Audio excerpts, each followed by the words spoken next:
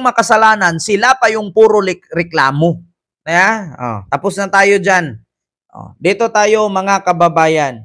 No? Sa panghuli,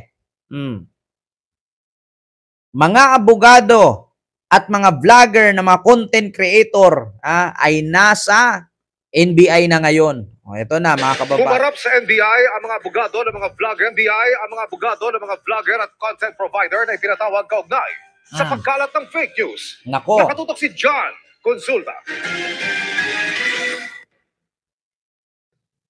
Nagtungo kanilang umaga sa tanggapan ng NBI ang 5 abogado ng mga vloggers at content provider na pinusubpina ng Bureau.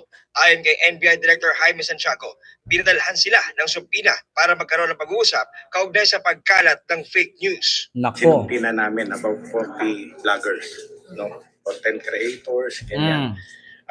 Not really to charge them, kundi magkaroon ng dialogue. Because sinasabi ko nga, I'm a former judge and I respect freedom of speech, freedom of expression. Maaaring yung iba sa kanila nalilihis lamang ng landas, hindi alam na lumalampas na sila sa parameter ng batas. Nilinaw ni Director Santiago na bagamat nirerespeto ng NBI ang karapatan ng paglalabas ng opinyon at malayang pamamahayag, hindi raw maaaring labagin ang probisyon ng batas. Ilan ba? Nagko-comment, bakit ngayon lang nagbenta ng 20 pesos na bigas porque malapit na election? That's okay. Ini-question mo, opinion mo yan, pati nilalabas mo, ang binibenta naman nilang bigas, ito, inuud. Yun ang fake news. Di ba? Walang problema na magtanong ka bakit ngayon lang sila nagpabenta ng 20 pesos bigas na kung saan malapit na ang eleksyon. Ngayon, walang problema, opinion mo yun eh. Oo nga naman. Bakit naman ngayon lang nagbenta ng 20 pesos, 2022 pa ito pinangarap?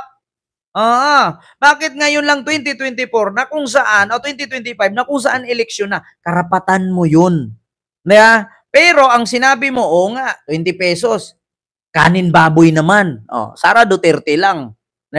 Katulad kay Sara, huwag kayong maniwala dyan sa 20 pesos na yan. Hindi pang tao yan. Panghayop yan. Ending nung lumabas. Hindi naman pala panghayop. Hindi naman tanga ang gobyerno na magbibenta ng binukbok ang bigas. Hindi naman tanga ang gobyerno na magtinda ka ng NFA pero borgor ang ang nakalagay. NFA, ibig sabihin rice. NFA, rice eh. Bigas yun, pala yun. Pero pag sinabi mong NFA burgor, ayun yung pangkain babo yun. Walang problema mag-question. Ang problema dun, kung dadagdagan mo yung kwento. Ang mga dirty ang akong gimin. Kaya bang Kent Garcia nga paryente sa among gob sa Cebu nga Iron Fist, lupig papam, baring 5, keep it up Ken, vlogger. Ayan, grind, ano to? Actually, ito, sa totoo lang, gusto kong i-clarify sa inyo, si Governor Gwen, malayo-layo na namin na kamag-anak yan. Kasi ang lola ko, ay lumaki sa Siquijor, sa Cebu at Valencia. Valencia, Siquijor, Cebu, ang lola ko. Ngayon, ang lola ko sa papa ko, mama ng papa ko, ay kamag-anak nila Gwen Garcia ng Cebu. Ngunit, nasa mga 4th cousin na. Malayo-layo na, 4th or 5th. Pero sa reunion noon, nakasama ako, clan. May clan kasi yan eh. Lahat yan sila nakikita ko. Mga bata pa yung mga anak ni Governor Gwen, nakikita ko na yan. Mga dalaga pa, wala pa hindi pa nag-aasawa yan. Si yung DOTR, dati ba yun, yung sa tourism, hindi pa yun, wala pa yung bagets-bagets pa yan. Nakikita ko na yan. Na nag-reunion kami noon sa mismong Cebu. Oo, nakasama ako. Ngayon, malayo, mga mayayaman sila, wala akong pakialam dyan. Actually, kamag-anak namin. Hindi ko naman itanggi, pero magkaiba kami. Malayo na kamag-anak. Kasi papa ko is Garcia talaga. Lula ko, Garcia. Ang papa ng papa ko is Turkish. So, yun po yung katotohanan, ha? Hindi ko na maraming explain. So, ngayon, balik tayo sa topic, walang problema nga daw. Sabi ni Director ng NBI, Jaime Santiago. Kasi siya, naging judge din naman siya noon, alam naman niya ang freedom of speech. Walang problema, katulad sa ginagawa natin. Nagbablog tayo, bumibira tayo, umuuyon lang naman tayo sa balita. Ngayon, kung ang ating binalita na to ay fake news, pwede kayong magreklamo sa kinukuhaan ko ng source. Mahirap kasi mag-vlog ka, mag-live ka, magyaw-yaw ka nang wala kang evidence. Kasi ang sasabihin agad doon, kwentong barbero. Puro ka kwento, walang kwenta. Kaya nga, nakikita nyo dito mga kababayan, ilang beses tayo nag-live, ilang beses tayo mag-vlog, meron tayong mga sources. Either TV5, GMA, UNTV, Net25, or mga tabloid.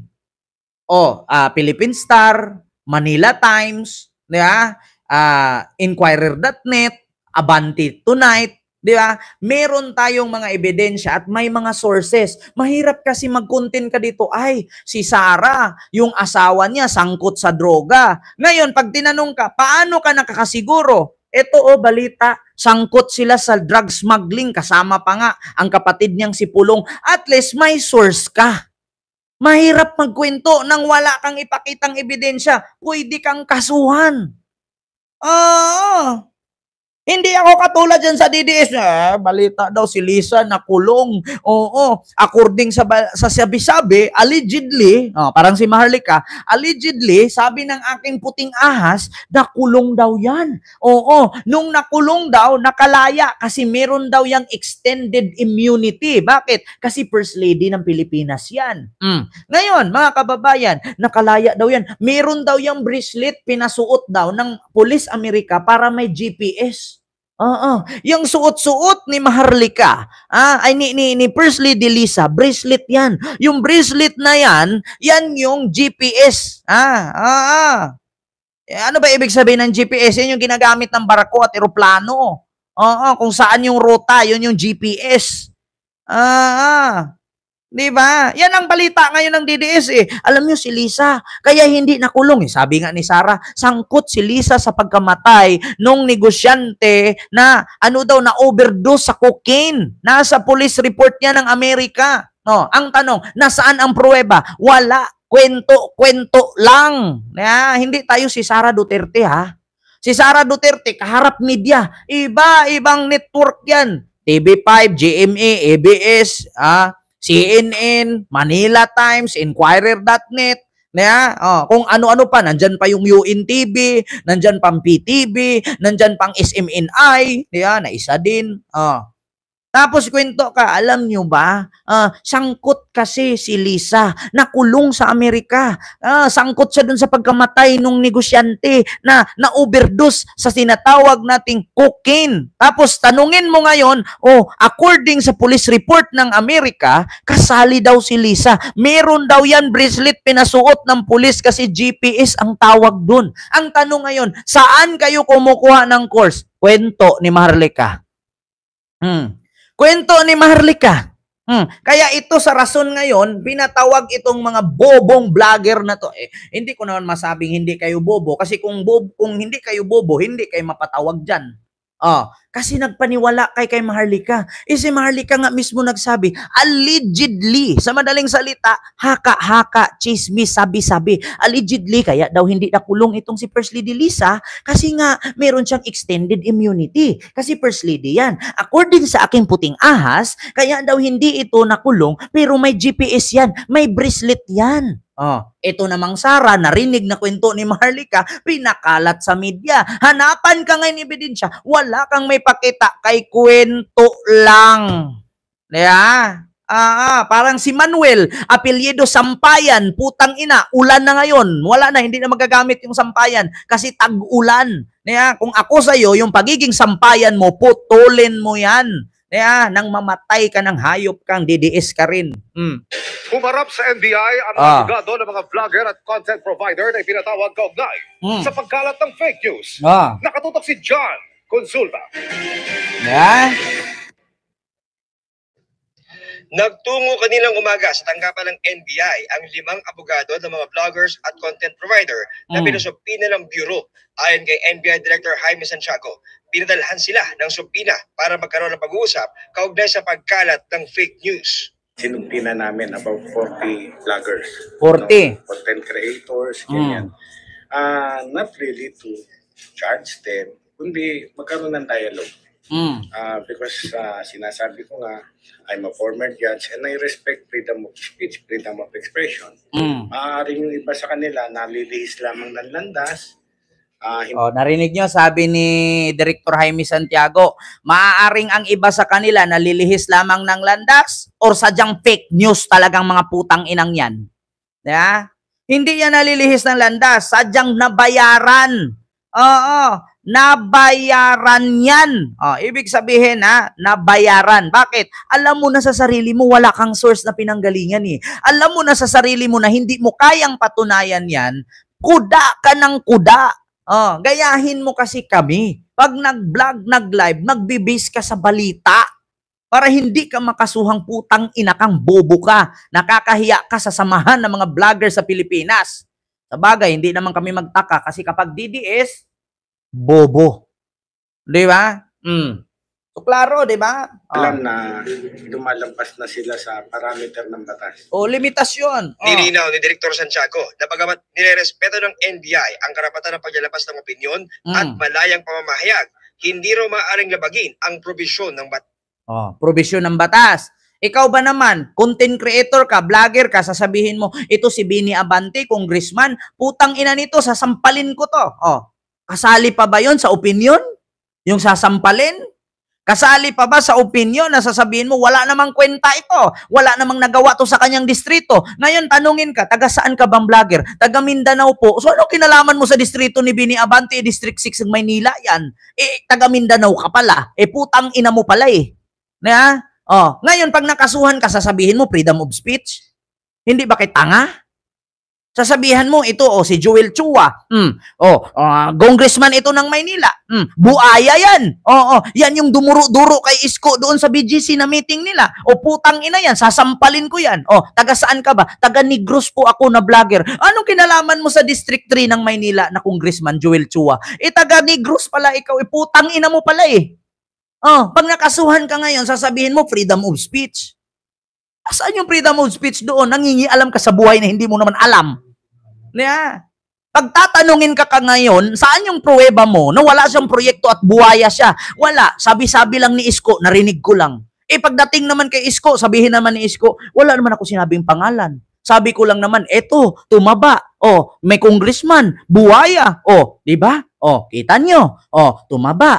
Tinulungan namin. Inangat namin. Tumakbong city councilor. No, pagka panalong city councilor, naging congressman. Tapos si vlogger naman na tanga, kinontent. Sabi ni Isko, Joel Chua, buhaya raw. Di ngayon si vlogger na taga Negros, nakasuhan ni Joel Chua, ang sasabihin agad, sorry Mr. Chair. Ano po yun? Freedom of speech po yun, bilang vlogger. Ngayon tatanungin, so freedom of speech ba ang magbintang ka na wala kang sources? Meron po, narinig ko po kay Isko. Tapos pag sinabi naman ni Isko, wala akong binigkas na pangalan. Diba? Katulad doon, nire-read ang bahay ni Digong. Ilang beses na sinabi, 3 beses na ni-read, walang nangyari. Di ba? Di ba? Tama ba ako? Tapos sasabihin nila, freedom of speech? Hindi freedom of speech yun. Paninirampuri ang tawag doon. Yeah. Kayo kasi, pag mag-vlogger kayo, mag-aral kayong mabuti. Paano kayo mag-vlog para hindi kayo makasuhan mga putang ina nyo. Yeah. So, yun lang. Yung aking reaction, mga kababayan. So, ito, pahabol natin.